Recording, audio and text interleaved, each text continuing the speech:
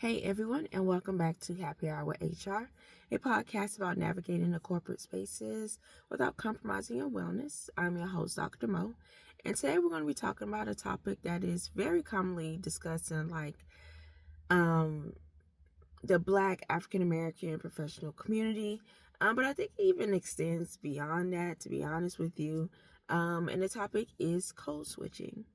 And as this is something that I myself struggle with, um, in stopping myself from doing this, I wanted to have this discussion and bring it to the YouTube community because I think it's an interesting thing that we put our bodies through. And just it's also a reminder of how much control we actually have when we code switch.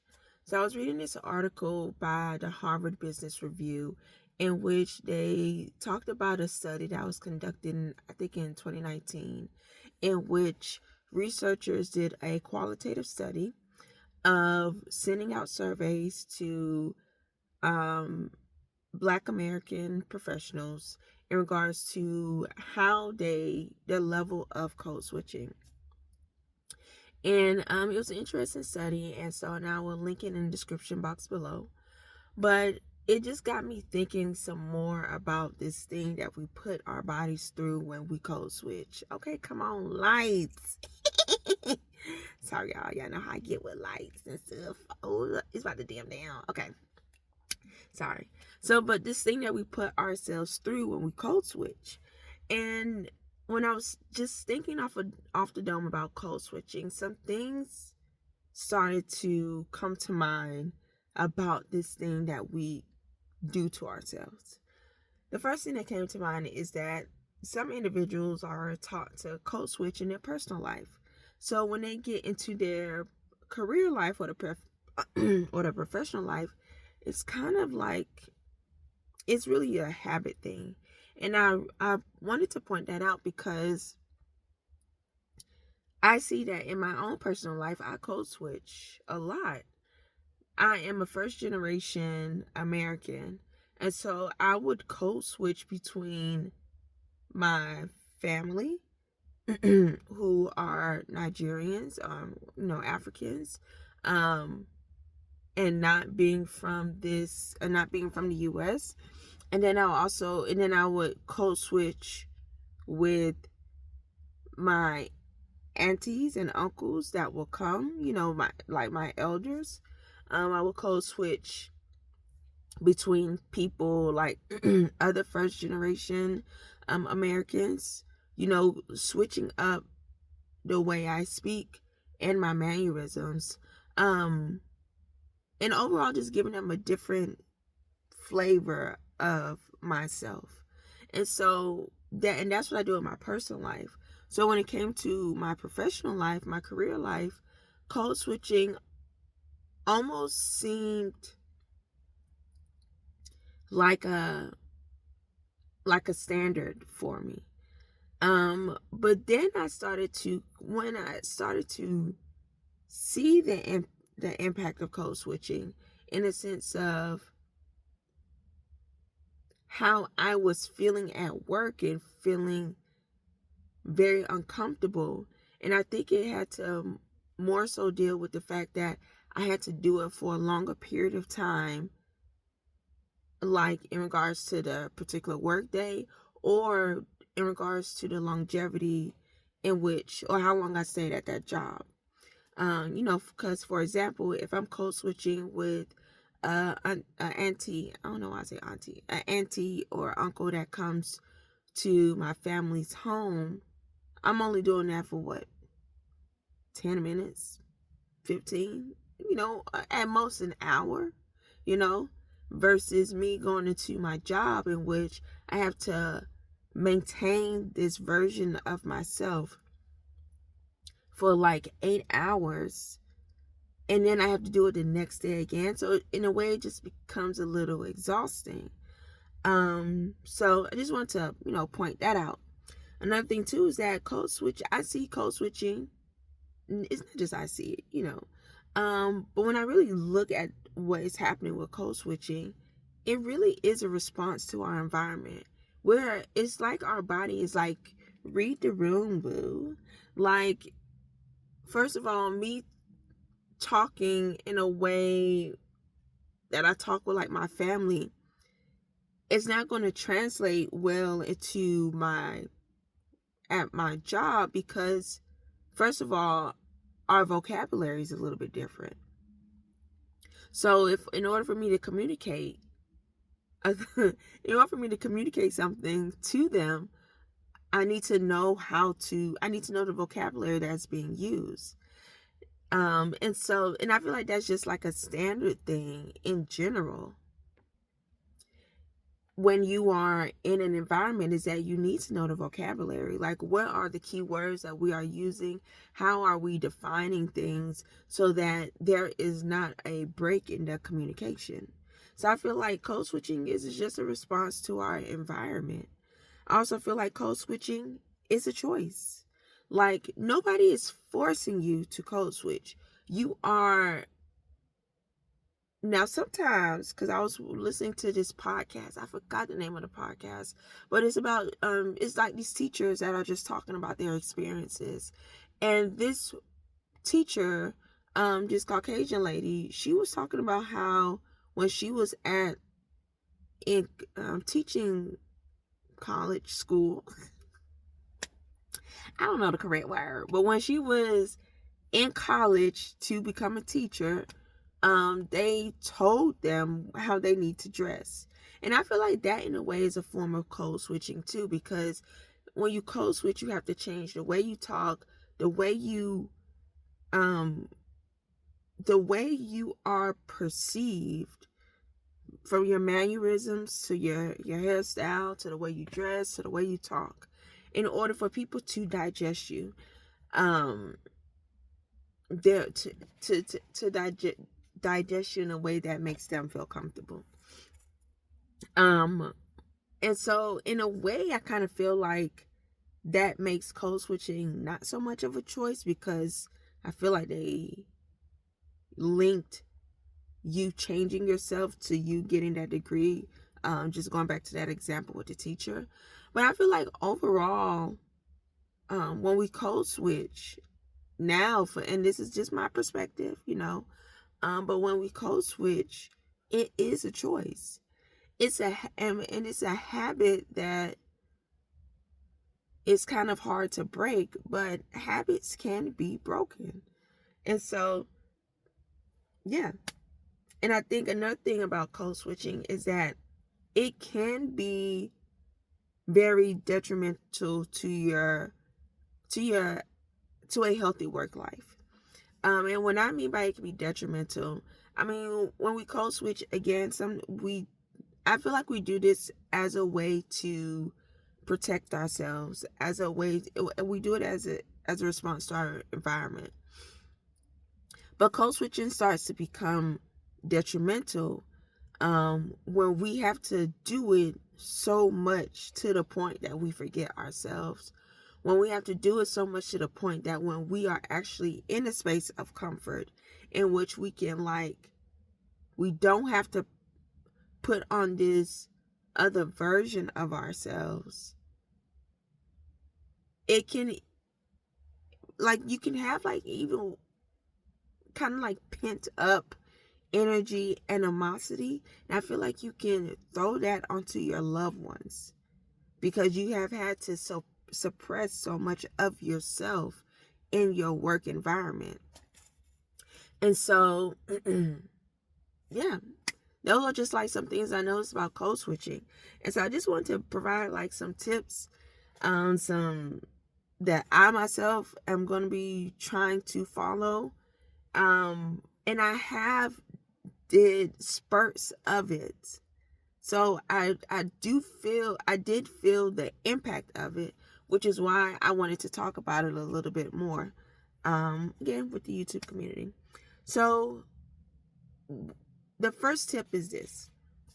We have to understand that when we're at work, it's different people, different cultures coming together in this social hub, in this petri dish of survival. you know. It's real life Hunger Games up in that beach, okay? And so, but I think that it's important to understand that it's these different cultures coming together, and therefore we bring a different flavor to environments by coming together. So my first tip is this: instead of rinsing out your flavor and stripping yourself of the thing that makes you beautiful, learn how to incorporate your flavor into your environment. Like, it doesn't have to be so like, for example, like I said, I'm Nigerian. So I'm not necessarily going to come to work with a headpiece on. I can, but that may not be what I would want to do. So maybe the thing that I could do is I will come to work with some type of, beautiful bold earrings, or maybe some Ankara print. Something that keeps me linked to the beauty of my culture, but it's also, and I don't want to say digestible as if like it's a problem or anything, but that is not so like put me on display. Because I feel like sometimes when companies are like, oh, let's embrace our diversity, sometimes it kind of feels as if the person who might be different from their team members is being put on display as if they are in some type of zoo. And at the end of the day, you there to collect the check, okay? You ain't there to be making friends. You ain't there to be, some type of exhibit for these coworkers. You are there to collect the check. So I think that like doing subtle things, it's not even really subtle, but doing things that keeps you connected to the beauty of yourself instead of rinsing out all your flavor, is something to keep in mind. The second thing that I would recommend is this. Code switching is an act of safety. At the end of the day, like I mentioned before, you're responding to your environment, and what your response is saying is that the safest way for me to navigate this space is to tweak my mannerisms a little bit. So I say to that, instead of judging yourself for code switching, give yourself some grace. Because beating yourself up about code switching is not going to make your situation better. It's good to acknowledge it, but also acknowledge the fact that you are just a human being trying. You're literally trying to figure this shit called life out. So give yourself some grace. And the third thing is that code switching is a way for you to stay in control of how you are perceived.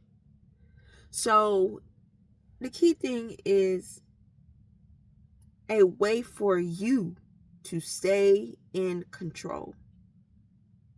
So instead of trying to control a situation, learn how to let go. People are going to judge you for any little thing that you do, okay? They're going to judge you for any little thing that you do, especially if it's different from the way that they grew up. You cannot control how people perceive you. You cannot control how people feel about you. Therefore, why are you bending over backwards, going like not being true to yourself just to make somebody else feel comfortable about who you are? You cannot like that promotion, you was going to get it. You were either going to get it or you weren't going to get it, you can't necessarily control that much. The way that having friends at work, that was either going to happen or it wasn't going to happen. But you literally rinsing yourself off to the point that you are as plain as possible to fit into these environments, that is not helping you. Because one reason why it's not helping you is because you are so in your head about how you are being perceived that you are allowing people to get to know a version of you that is not really authentic. So these people are knowing a version of you, but they don't know you.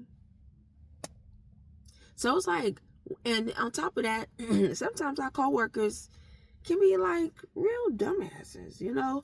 Like sometimes these are people that we don't really respect.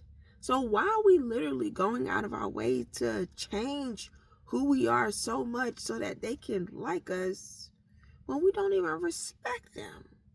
Y'all feel what I'm saying? So it's like, stop trying to be in control of situations. You're not in control of this. I wholeheartedly believe that whatever is for you is for you. So you trying to, play God in all this and like basically control the situation, you're overworking and you're exhausting yourself. So give yourself peace of mind. Allow your work to show through. And if people are not seeing your work, you see your work. You know what you are capable of. And that is beyond important because you are marketing yourself. If you needed to leave a job, you are going to have to market yourself. And you are therefore going to have to showcase the work that you are capable of. So, it's not that much of a lose-lose situation if your current employer doesn't see the beauty of who you are if you don't code switch. You get what I'm saying? So, yeah, just to recap some tips on how to stop code switching. Learn how to incorporate your flavor into your environment. Number 1. Number 2, instead of judging yourself for code switching, give yourself some grace. You are just responding to your environment. And so therefore, don't beat yourself up about this. And number 3, instead of trying to control how people perceive you, let go of the control. They're going to perceive you how they're going to perceive you. And it is what it is. At the end of the day, you are there to collect a check. As well as, have some influence, But collect a check and take care of yourself and your family. So that is all for me. Let me know your thoughts about code switching and if you have any additional tips about how to stop code switching. But thank you for listening and watching Happy Hour with HR. And I will see you next time. Bye.